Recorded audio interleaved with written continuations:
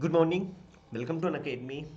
जैसा कि आप लोगों को पता है, थंबनेल से पता चल गया कि आज छत्तीसगढ़ में इलेक्शन हो रहे हैं और हमारे लिए ये बहुत महत्वपूर्ण हो जाता है कि हम यूपीएससी के कंटेक्स में एटलीस्ट छत्तीसगढ़ के बारे में जान सकें। क्या इनका कल्चर रहा, क्या इनका हिस्टोरी, कहां से इनको हम देखते हैं, वर्तमान में किसकी सरकार बनेगी, बीजेपी ने माननीय नरेंद्र मोदी जी की तरफ से या कांग्रेस की तरफ से क्या क्या घोषणाएं। तो एक बहुत छोटी सी वीडियो में हम इन सब चीजों को जानेंगे। तो स्वागत है आप सबका। मेरा नाम है शबलू, कलाम सर के नाम से आप मुझे जानते हैं। काफी लंबे समय से आप लोगों के साथ क्लास ले रहा हूं, लंबा खासा अनुभव यूपीएससी के कंटेक्स्ट में है। थोड़ा सा अकेडमी के बारे में बात करें तो फाउंडेशन बेच 50% ऑफर प्लस 6 महीने का एक्सटेंशन 9 नवंबर तक ये आपके लिए मौजूद है। और क्यों? क्योंकि 10 नवंबर से आपका नया बैच शुरू हो रहा है, तो ये आपके लिए बहुत महत्वपूर्ण है। ईएमआई का ऑप्शन आपके पास मौजूद है और इन सब में आप मेरा कोड यूज करेंगे शबलू, तो आप लोगों को मैक्सिमम डिस्काउंट भी मिलेगा और आप लोग डायरेक्टली मुझे सपोर्ट करेंगे। तो जानते हैं छत्तीसगढ़ के बारे में।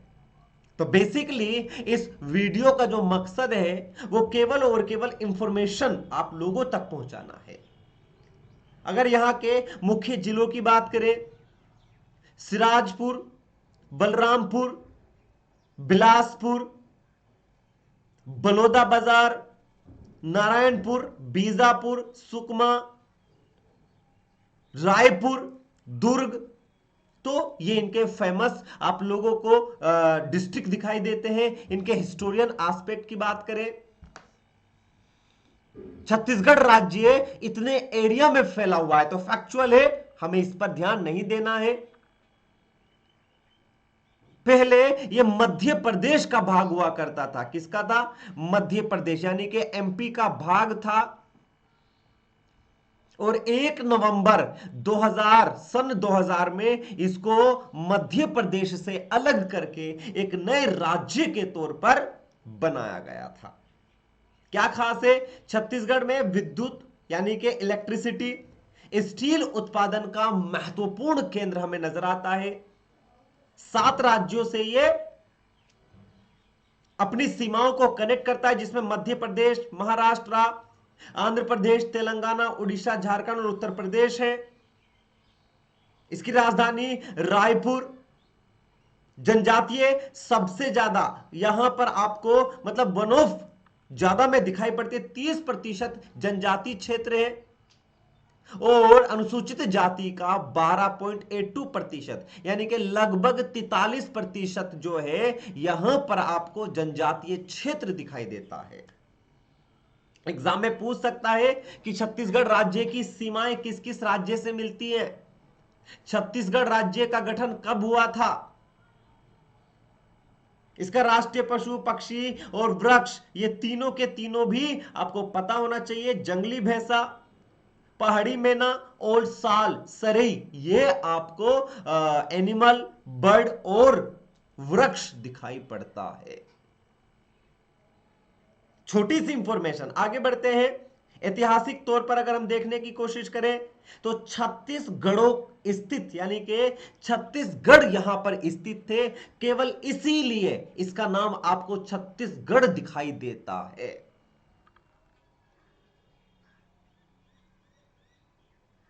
रायपुर का गजेटियर यानी कि मैप के अनुसार 18 किले शिवनाथ नदी के दक्षिण में है और 18 किले शिवनाथ नदी के उत्तर में है।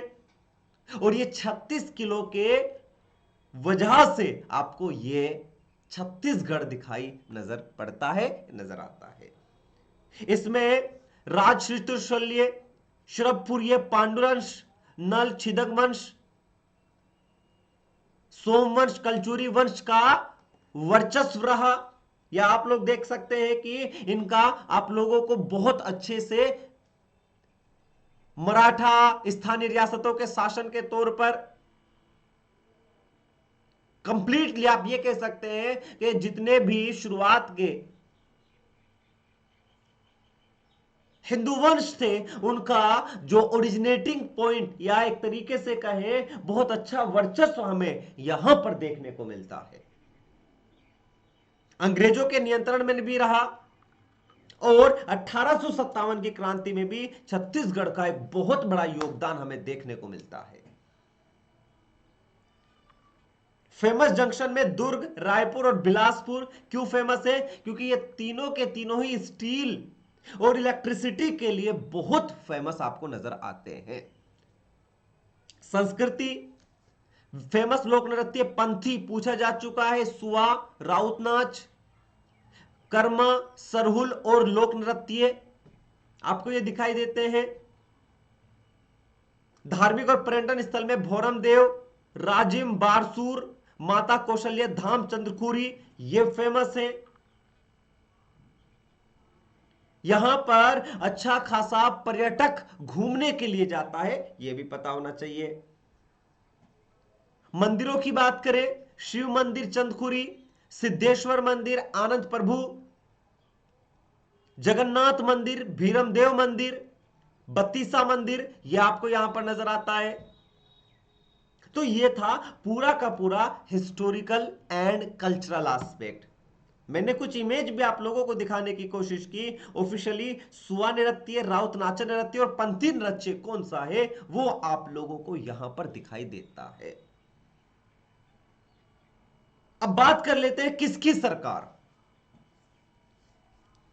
पहला मैप बीजेपी का, बदलबो बदलबो अदारी कांग्रेस सरकार ला बदलबो। और आज यहां पर इलेक्शन हो रहे हैं 130 विधानसभा सीट के लिए।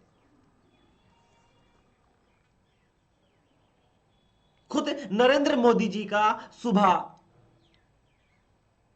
एक ट्वीट हमें देखने को मिलता है, छत्तीसगढ़ में आज लोकतंत्र के पावन उत्सव का दिन है। विधानसभा चुनाव के पहले चरण के सभी मतदाताओं को मेरा अनुरोध है कि वो वोट जरूर डालें।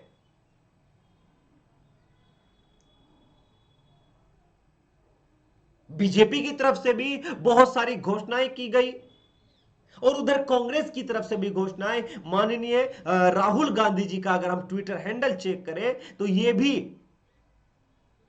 आज सुबह 7:55 पर और यह सुबह 7:34 पर पोस्ट किया गया। किसानों का कर्ज माफ, 20 क्विंटल धान पर इतना, तेंदुपत्ता पर इतना, तेंदुपत्ता के लिए इतना बोनस, इतनी बिजली फ्री। अब सवाल यह नहीं है कि सर क्या यह सही देना, मतलब फ्री देना सही या गलत है। सवाल यह है कि आपको पता होना चाहिए कि अब तक वहां पर कांग्रेस की सरकार थी और अब शायद वहां पर सरकार बदल जाए या कांग्रेस को दोबारा मौका मिले।